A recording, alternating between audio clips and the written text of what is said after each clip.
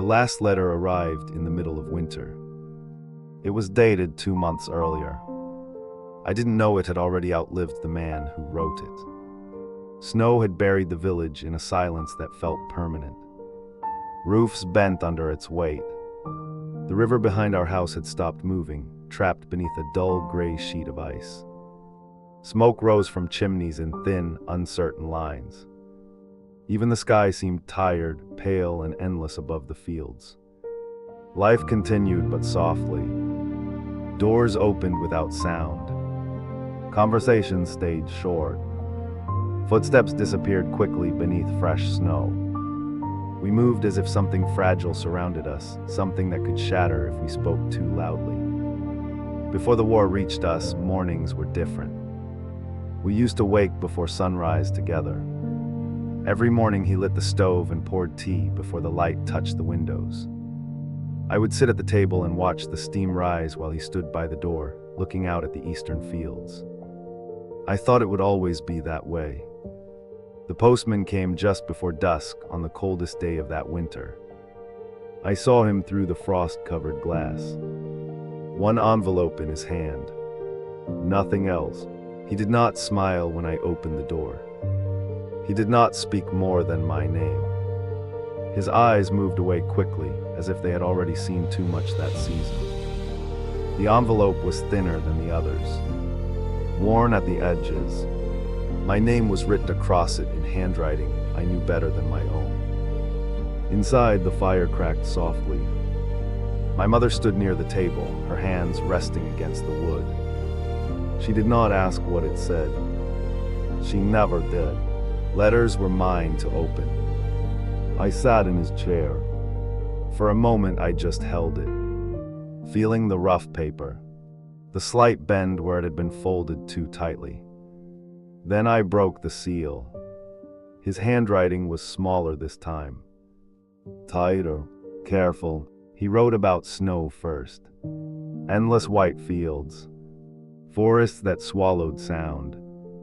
Nights when the cold pressed so deeply into the bones that sleep felt like surrender. He wrote about waiting. Not battles, not victories, just waiting. Waiting for orders. Waiting for dawn. Waiting for the next sound that would tear the sky apart. He said the silence after artillery was the hardest part. When the world stopped shaking and men began counting who was left. When names were called and sometimes no one answered. The fire shifted behind me. Halfway down the page, the tone changed. He wrote about the river behind our house. About the afternoon he taught me how to stand against the current. I had slipped once and fallen in, coming up angry instead of afraid. He said he remembered that often. That stubbornness can keep a man upright when strength begins to fail. Then there was a line that did not belong with the others. If this letter reaches you, it means the roads are still open. I read that sentence twice. The room felt smaller. There are things I cannot promise anymore, he wrote. There are things a man must face alone. My mother remained still across the room. The only sound was the soft collapse of burning wood. He told me to rise early, to help her without being asked, to stand straight even when no one was watching. He wrote that fear visits every man, but surrender is invited. He said dignity is not found in loud victories, but in quiet endurance. The final paragraph was short. If I do not return, know that my last thoughts were not of war, but of you. The ink did not shake. The line was steady.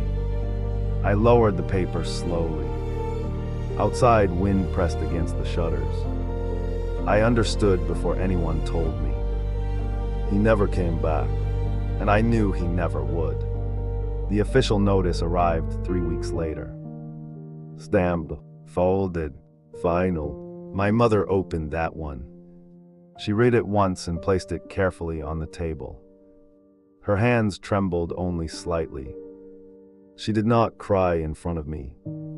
She simply sat down and stared at the fire as if it might explain something the paper could not. But the explanation had already come. That night, with the letter in my hands, I had already said goodbye. I stopped waiting by the window after that. I stopped listening for footsteps at dusk. Winter passed slowly.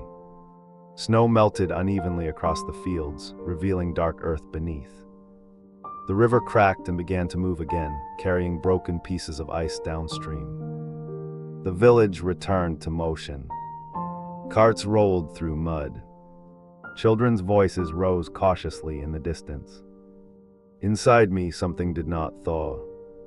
I began waking before sunrise. I lit the stove the way he had taught me. Slowly, carefully, I carried wood inside before my mother could ask. I watched the horizon the way he used to, standing still until the first light touched the snow. I did not feel brave. I felt older. The war eventually ended. People spoke about it in markets and later in schools. They used words like strategy and sacrifice. They pointed to maps. They counted numbers. For them, the Eastern Front became history.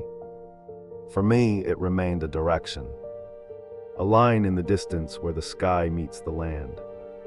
Every winter, when the air turns sharp and the fields grow pale again, I walk to the edge of the village. I face east.